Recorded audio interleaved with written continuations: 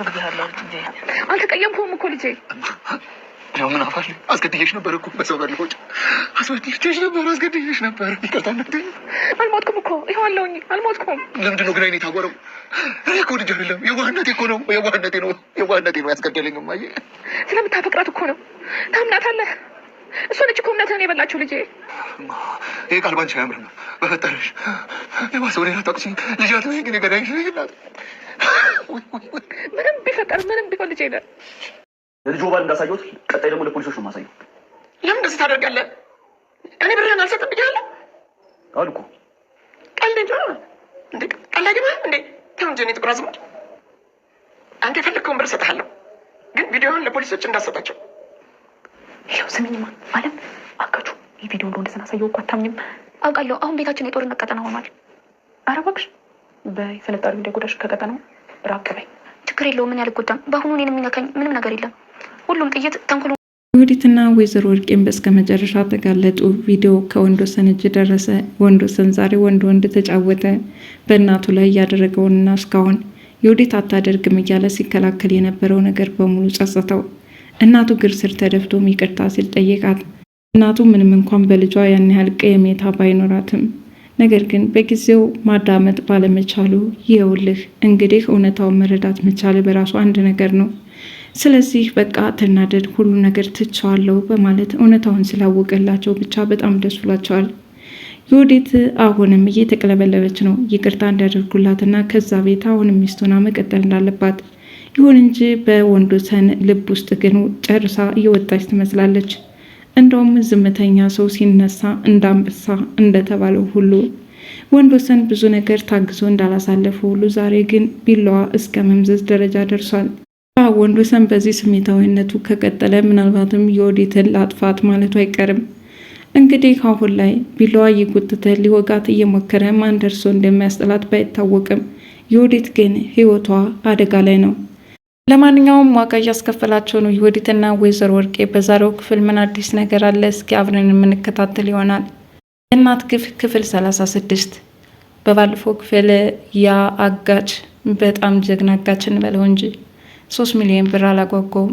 3 ሚሊዮን ብር ቀላል ገንዘብ አይደለም። እንደውም እንደ አንድ ስራ እንደሌለው ሰው እናቱን ለማስደሰት እንደጓጓ እንደ አንድ ልጅ። ይሁን እንጂ ያ 3 ሚሊዮን ብር ተቀብሎ ቤተሰቦቹን ከማስደሰት ይልቅ የወዲትና የእናቷን ክፋት ማጋለጥ ነበር የመረጠው። ሆኖም ወይዘሮ ወርቄ ገና 3 ሚሊዮን ብር ሰጥተነው በጭራሽ ይህንን ነገር ሊያደርገው አይችልም፣ አያጋልጠንም፣ አንተ ቢሆን ታደርገዋለህ እስኪ ንገረኝ በማለት ልጃቸው ጋር ፉክክር ገጠሙ። ልጃቸው ያጋቹን ሁኔታ ተከታትሎታል። በፍጹም ያደርገዋል በማለት ሁኔታው እንዳስፈራውና ቤታቸው ካልተሸጠ በስተቀር ሊወጡት እንደማይችሉ ነግሯቸው ነበረ። ይሁን እንጂ የወይዘሮ ወርቄ ልጅ እውነትም የፈሩት ደረሰ። በስከ መጨረሻም ይህንን ቪዲዮ አንድ ባንድ የወዲት ስታደርግ የነበረውን ከወይዘሮ ወርቄ ጋራም እንዲሁ እየተመካከሩ በእናቱ ላይ መርዝ ስትነሰንስና ያቺ ምስኪን እናቷ መዳም እየተባለች ስትሰደብ ለምን ሞት ጠልቶሻል ለምን አትሞችም እየተባለች እስከምትሞት ድረስ የቸኮለችላት የወዲት በክፉ ቀን የተናገረችው ከወንዶሰን ጆሮም ይደርሳል። ወንዶሰን የሰማው ማመን ተሳነው፣ እብድም ሆነ። ወዲትም ከተቀመጠችበት ተነስታ የእናቱ እግር ስር ተደፋች።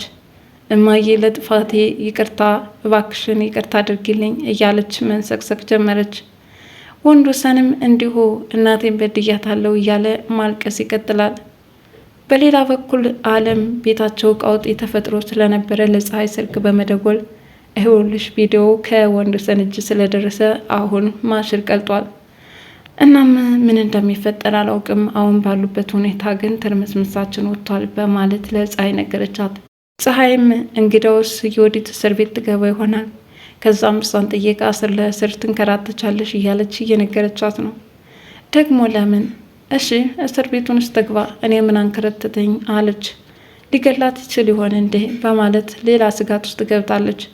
በእርግጥ አለም ቪዲዮውን ከቀረጸችና ካሳየች በኋላ ብዙ መዘዝ እየመጣባት ነው። ምክንያቱም አሁን በወዲት ላይ በተለይ ወንዶሰን የያዘው እርምጃ ክፉኛ ከባድ ነውና ምናልባትም የነፍሰ ገዳይነት ተጠያቂነት ሊያመጣባትም ይችላል። አሁን ወንዶሰን ባለበት ሁኔታ ስሜታዊ ሆኖ ነገሮችን በማመዛዘን ቆም ብሎ በማሰብ የወዲትን በዘዴ ካልተፋታት በስተቀረ አሁን ባለበት ሁኔታ ግን እሷ ላይ የሆነ ወንጀል የሚሰራ ከሆነ ተጠያቂነቱ እየበለጠ በሱ ላይ ሌላ ወጥመድን እያጠመደ ይመጣል ማለት ነው። አጋቹ እቤት ድረስ በመሄድ ወይዘሮ ወርቄን እያስፈራራትና እየዛተባት ነው። አሁንም በዛ ቪዲዮ ያንን የተፈረደባቸውን 23 ሚሊዮን ብር እስካልከፈሉ ድረስ ለፖሊስ አሳልፎ እንደሚሰጥ ተናግሯል። ምክንያቱም ወንዶሰን ላይ ቁርጠኛ ሆኖ እንዳደረገው ሁሉ ለፖሊሶች መበተን ለሱ ከባድ እንዳልሆነም ዝቶባቸዋል። ወይዘሮ ወርቄ ምን ላድርግ ይላሉ። በጣም ይጨናነቃሉ። ለልጃቸው የመፍትሄ ሀሳብ ያሉትን ቢያስረዱትም ልጃቸው ግን ቤታቸውን ከሚሰጡ ውጭ ሌላ ምንም ምርጫ እንደሌላቸው አስረድቷቸዋል። በዚህ ሁኔታ እናትና ልጅ የማይወጡበት ዕዳ ውስጥ ገብተዋል። ወንዶሰንም ራሱን በጸጸት አለንጋ እየገረፈና እናቱን እስካሁን ማዳመጥ ባለመቻሉ በጣም እየቆጨው ነው። እማዬ እኔ ልጅ አይደለሁም፣ በጣም በድዬሻለሁ፣ ይቅርታ አድርጊልኝ እያለ እየተመላለሰ እግሯ ስር ሲደፋና ሲንፈራፈር እንዲሁም ሰው ቅጣቶበት ልቡ በሀዘን እንደተሰበረም ተመልክተናል። ወይዘሮ ወርቄ አንተ ጥቁር አመዳም ለምንድነው ግን የማትፋታኝ ይሉታል አጋቹ። ነገር ግን በፍጹም እንኳን ሊፋታቸው ይቀርና ነገሮቹ ለተ እየተባባሰባቸው መጥቷል። በዚህ ሁኔታ ልጃቸውን በምንቅን የወለድኩሽ ያቺ አመዳም ልጄ ለጉድ ጣለችኝ እያሉ እየተተረማመሱ ይገኛሉ።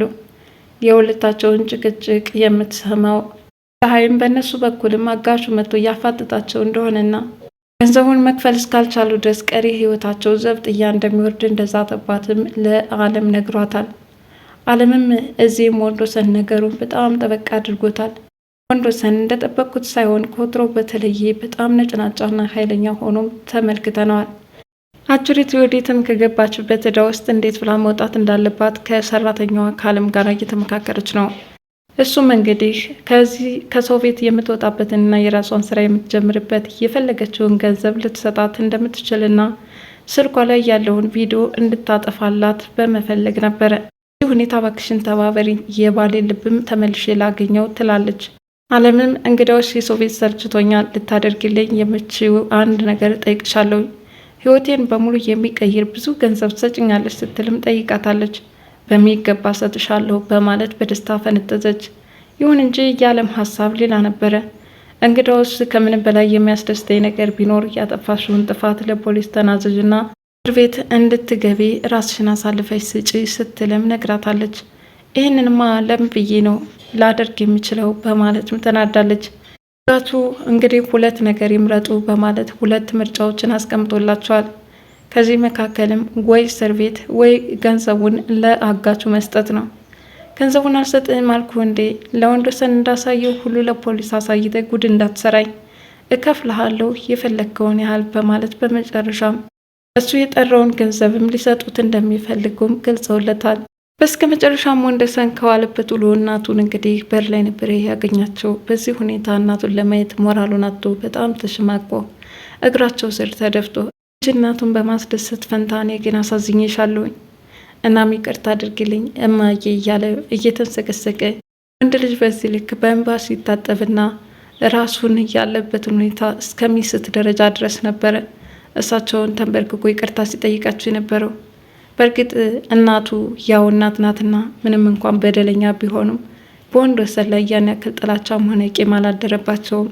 ልጃቸው ከወደቀበት እንዲነሳና ችግር የለውም ይቅርታ አድርጌልሃለሁ በማለትም ሲያበረታቱት ነበረ። ወንዶሰን ግን አሁንም ልቦናው አላረፈም። ምክንያቱም ያቺ ተንኮለኛዋ ዮዲትን አንዳች ነገር ማድረግ ይፈልጋልና እንደውንም ዮዲት እንዲሁ ተንበርክካ እማዬ ይቅርታ አድርጌልኝ ስትል ተነሽ የምን ይቅርታ ነው በማለት እቤት ገልብጧት እንድትገባ ያደርጋታል። ላይ እንደተቀመጠችን በጣም አስፈሪ የሆነ ትልቅ ቢላዋ ይዞባት መጥቷል። ዮዲት ካሁናውን ገደለኝ እያለች በፍርሃት ሰውነቷ እየተናጠ ነው። ዮዲትን ማን ደርሶ እንደሚያስጥላት ባይታወቅም በመካከል ግን አለም ስልክ እየደወለች እንግዲህ ከኩሽና ነበረች። ምናልባትም ዮዲት የጩኸት ድምፅ አሰምታ ሰው እንዲደርስላት ካላደረገች በስተቀር አሁን ባለበት ሁኔታ ግን ወንዶሰን ቁርጥ እርምጃ የሚገባ ይመስላል። ማንኛውም የእናትና የልጅ ሴራቸው መጋለጡና ቪዲዮ ከወንዶሰን እጅ መድረሱ እጅግ በጣም ደስ የሚል ነገር ነው። እስካሁን ድረስ ወንዶሰን የተናገረውን ማመን አልፈለግም ነበር። በተለይ እናቱ እባክህን ይችን ልጅ አትመናት፣ እርግዝናዋን ቢሆን በሐሰት ነው እያቀነባበረችም ነው፣ በጭራሽ እሷ ነፍሰ ጡር አይደለችም። በሌላ በኩል ደግሞ ክፉ ናት፣ አንተን ወዳህ ሳይሆን ሀብት ንብረትን ፈልጋ ነው በማለት እናቱ ብቻ ሳትሆን ሰራተኛዋ አለምም ለማስረዳት ሞክራለች። በወቅቱ ምንም እንኳን ለመስማት ጆሮ ባይኖረውም በስከ መጨረሻም ግን እጅ ከፈንጅ ራሱ ተመለከተ። ያው ክፉ ስራ መጋለጡ አይቀርምና አሁን እውነታውን ማወቅ መቻሉ እጅግ በጣም ደስ የሚያሰኝ ነው። እንግዲህ ዮዲትን ከህይወቱ በማራቅ ሰላማዊ እንቅልፍን ይተኛል ማለት ነው። በዚህ መካከል የሚያሳዝነው የዮዲት ወንድም አብሮ ከነገሩ ተጨምሮ መጨፍጨፍ መቻሉ ነው። ዞሮ ዕዳቸውን ለመክፈል ቤታቸው ቢሸጥ አብሮ የሚጎዳው እሱ ነው። ያው የነገረኛ ልጅ ሆኖ እሳቱ እንዴት ሳይገርፈኝ ይቀራል እንዳለው ሁሉ ባላሰበው መንገድ በእናቱ ምክንያት ችግር ደርሶበታል። ለማንኛውም በዛሬው ክፍል ይህንን ይመስል ነበረ። እናንተ ስለ እናት ግፍ ያላችሁን አስተያየት ለግሱኝ። በቀጣዩ ቪዲዮ እስከምንገናኝ ለቻናሌ አዲስ የሆናችሁ ላይክ፣ ሸር፣ ሰብስክራይብ በማድረግ ቤተሰብ እንድትሆኑ በትህትና ጠይቃለሁ። ባይ ባይ።